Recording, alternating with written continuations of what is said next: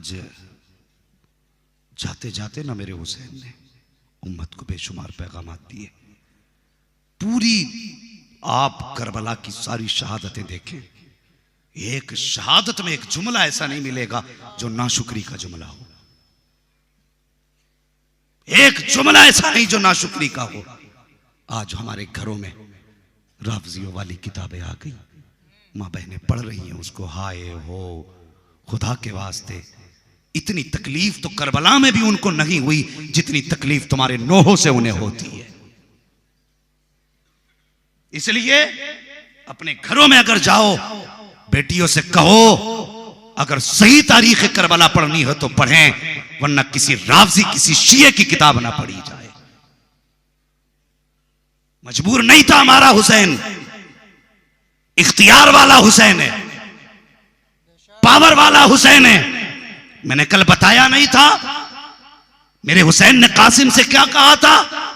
बस कर कासिम बस, हम यहां ताकत दिखाने नहीं आए, यहां उम्मत बचाने आए हैं। आज हाय उफ लगा रखी है। देख खुदा की कसम, हुसैन का हौसला बहुत बड़ा, उनकी सकीना का हौसले का मिसाल नहीं मिलती है। शाम गरीब आई, लाशें अहले बैत अतहार की मैदान में है।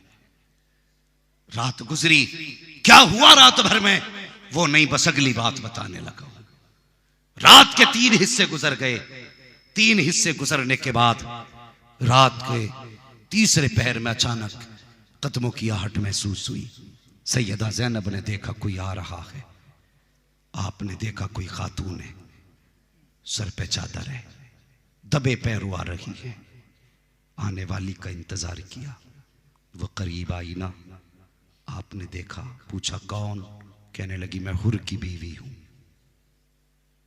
समझ गए? मैं बोले हुर की बीवी हूं। खातून क्यों आई हो? कहने लगी मेरे शोहर ने आपके भाई के कदमों पे जान दे के कफारा दे दिया, मैं कफारे में थोड़ा सा पानी लेके आई हूं, छुप छुपा के पानी लाई हूं।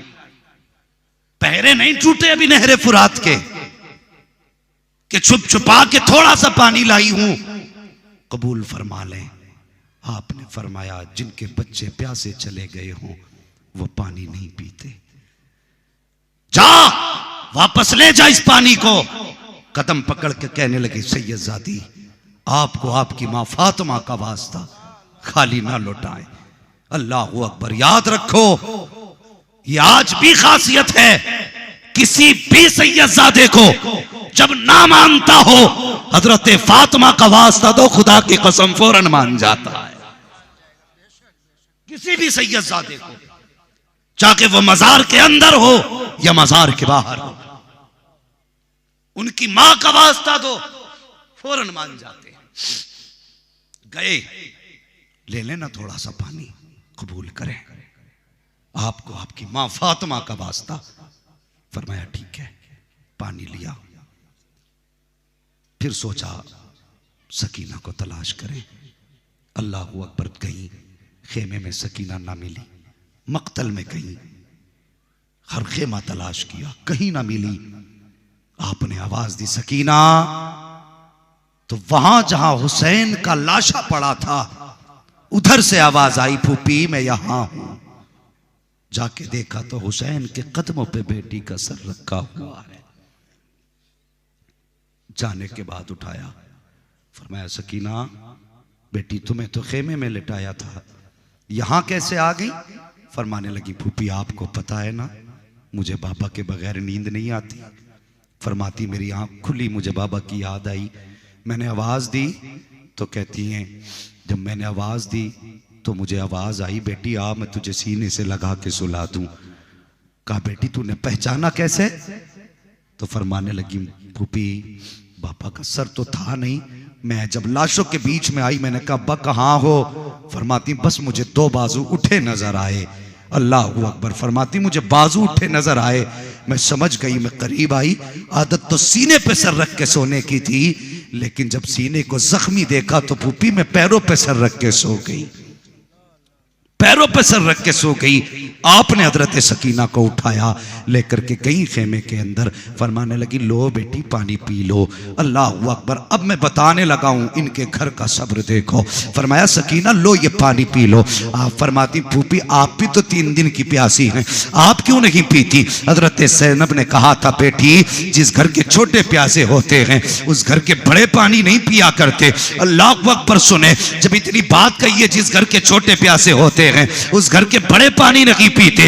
हजरत सकीना कहती है ये सही है? कहा हाँ बेटी, हक छोटों का ज्यादा होता है। फिर आपने इतना सुना, हाथ में प्याला लिया। सैयदा ज़ैनब कहती है मैं सोच रही थी कि खुद पिएंगी, लेकिन प्याला लिया, तोड़ उधर लगाई जिधर असगर की कब्र बनी थी। मैंने कहा सकीना किधर जा रही हो?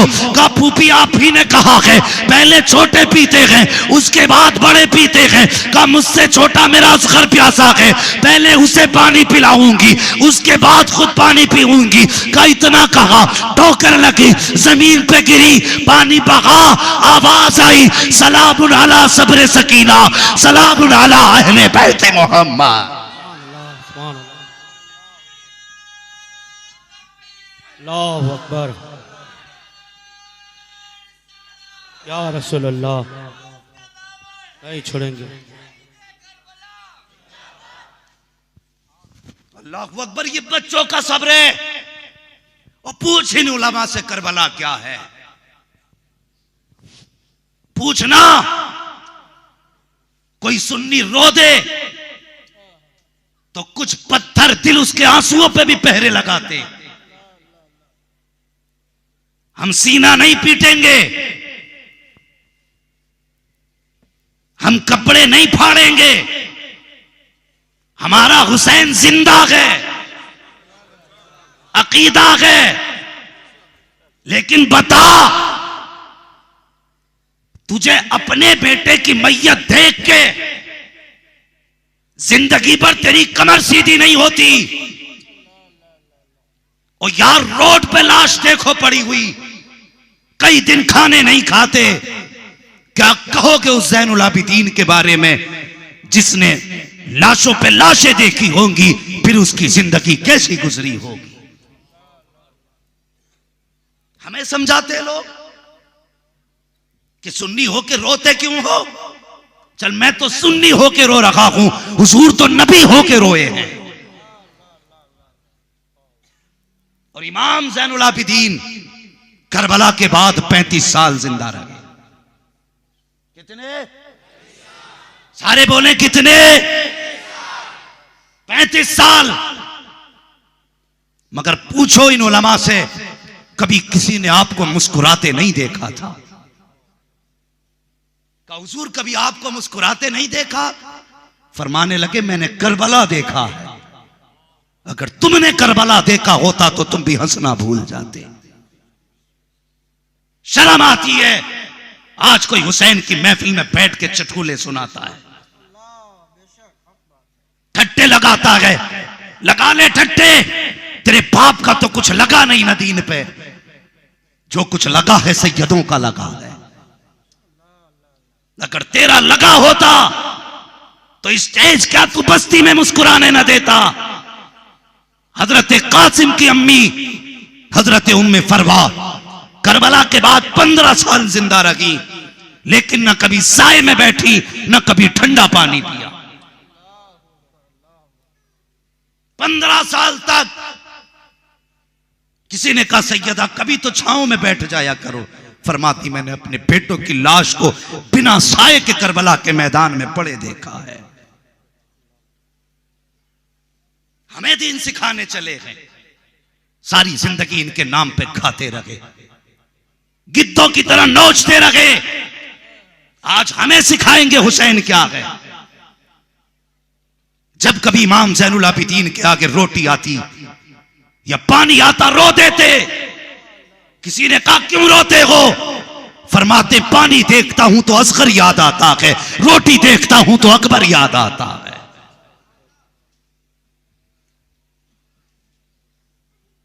कुछ लगा ही नहीं दीन पे। इमाम ज़ैनुल आबिदीन, ये इमाम जब आप किसी गली से गुजरते थे शहर की, तो जो कसाई होते हैं ना, कसाई जानते हैं क्या बोलते हैं, खाट की ये जो भी होते हैं गोश्त काटने वाले लोग, अपने अपने जानवर और चुड़ियों पर कपड़ा डाल देते थे ताकि ज़ैनुल आबिदीन की नजर न पड़ जाए। पता है करबला क्या है? एक दिन आप गली से गुजर के जा रहे हैं, सामने से कसाई एक हाथ में बकरी की रस्सी, दूसरे हाथ में छुरी लिए चला रहा है। उसे पता नहीं था इमाम आ रहे हैं आगे से। उसने देखा हाथ कांपे, छुरी छूट गई, कांपने लगा, कहने लगा माफ करना, पता न था आप आने वाले हो। फरमाने लगे मैं कुछ नहीं कहता, रस्सी भी पकड़, छुरी भी उठा, मुझे पता जानवर ज़िबा करने से पहले उसके आदाब क्या क्या है। का हुजूर मालूम है? फरमाया क्या? सुने।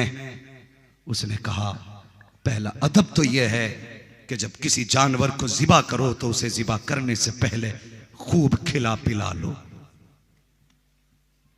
अगर एक बाल्टी पानी पीता है तो 2 बाल्टी पिलाओ, एक मुट्ठी खाता है तो मुट्ठी खिलाओ। इतना सुना बेहोश होके इमाम ज़ैनुल आबिदीन गिरे। कहने लगे तुम्हें जानवर ज़िबा करने का अदब मालूम है, लेकिन करबला में इंसान ज़िबा करने का तरीका नहीं था। कि तुम बकरी ज़िबा करते हो तो पानी पिला के करते हो, लेकिन मेरा असगर तो 3 दिन का प्यासा गया है। फरमाने लगे दूसरा तरीका बता। दूसरा अदब उसने कहा जब किसी जानवर को ज़िबा करो तो अगर बच्चे को ज़िबा करते हो तो जानवर के माँ बाप से अलग कर दो। उसने जब इतना कहा, मेरे उस इमाम ज़ैनुल आबिदीन लग के दीवार से बैठ गए। कहा लोगो जानवर ज़िबा करते हो तो उनके माँ बाप से छुपा के करते हो। कहा जब मेरा असगर शहीद हो रहा था तो कई माएँ भी देख रही थी, कई बहनें भी देख रही थी। फरमाया तीसरा बता। उसने कहा ज़िबा करने से पहले छुरी तेज कर लो ताकि ज़िबा होने में जानवर को तकलीफ ना हो। आप फरमाने लगे फिर मेरे बाप हुसैन पर तो कुट्टल छुरी के 40 वार करके उनको ज़िबा किया गया था। तुझे पता है करबला क्या है? खेल समझ रखा है लोगों ने। अल्लाह अकबर। 40 साल तक, 35 साल तक जिंदा रहे, कभी ना मुस्कुराए, कभी ना हंसे। अहले बैत अतार की जिंदगी। अल्लाह अकबर। हम ये नहीं कहते मजबूर हैं, खुदा की कसम कल भी पावर उनके पास थी, आज भी पावर उनके पास है, और खुदा की कसम कयामत में भी पावर उन्हीं के पास होगी, उन्हीं के पास होगी पावर। मैं अगर पूरा सफरनामा बयान करूं जो मुसीबत अहले बैत अतार ने उठाई है तो कसम खुदा की कलेजे पानी पानी हो जाएंगे, कलेजे पानी पानी हो जाएंगे। बस मैं एक बात अर्ज करने लगा हूं, उनको कमजोर ना कहना। और मैं कहता हूं लोगों, अगर आज यजीद जिंदा होता तो इन आशिकों को देख के खड़े खड़े मर जाता, खड़े खड़े मर जाता। और वो सोचता कि इतना तो मैंने अय्याशी में कभी ना लुटाया जितना दीवानों ने हुसैन के नाम पे एक दिन में लुटा दिया है। सुभान अल्लाह।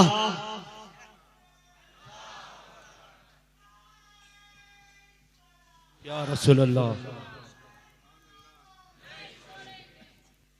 वो लोगों, हुसैन से प्यार करना, हुसैन से इश्क करना, हुसैन से वफा करना। ये जो कुत्ते कहते हैं ना कि वो 2 शहजादों की जंग थी, हुसैन इख्तिदार के लिए करबला गए थे। एक तारीख दिखा जिसमें कोई इख्तिदार के लिए गया हो और 6 माह के बच्चे को गोद में लेके गया हो। एक जंग दिखा जो लड़ने गया हो और 7 साल की बेटी भी लेके गया हो। जो लड़ने जाते हैं वो दूध पीते बच्चे लेके नहीं जाते। हां, ये इख्तिदार की जंग नहीं, ये जुल्म था। और मैं बता दूं खुदा की कसम, जब अमीर माविया रज़ी अल्लाह ताला अन्हु से इमाम हसन ने सुलह की थी तो मेरे इमाम ने कहा था कि खिलाफत आपकी, हुकूमत आपकी, कुर्सी आपकी, फैसले आपके, लेकिन इमामत सिर्फ हमारी रहेगी। बोलो यार सुभान अल्लाह। बोले इमामत हमारी रहेगी। क्या इमामत नहीं दोगे? फरमाने लगे ये इमामत हम तुम्हें नहीं दे सकते। कहा क्यों? कहा ये इमामत सिर्फ हमारी विरासत है। खुदा की कसम, हुकूमत हजरत अमीर माविया के पास थी, लेकिन इमामत इमाम हसन के पास थी। और यही वजह थी, हुसैन जानते थे आने वाला दौर क्या होगा। आपने ये नहीं कहा था हुसैन खिलाफत तेरी है, बल्कि आपने फरमाया हुसैन आ, खिलाफत अमीर माफिया के पास है, इमामत तुझे दे रहा हूं।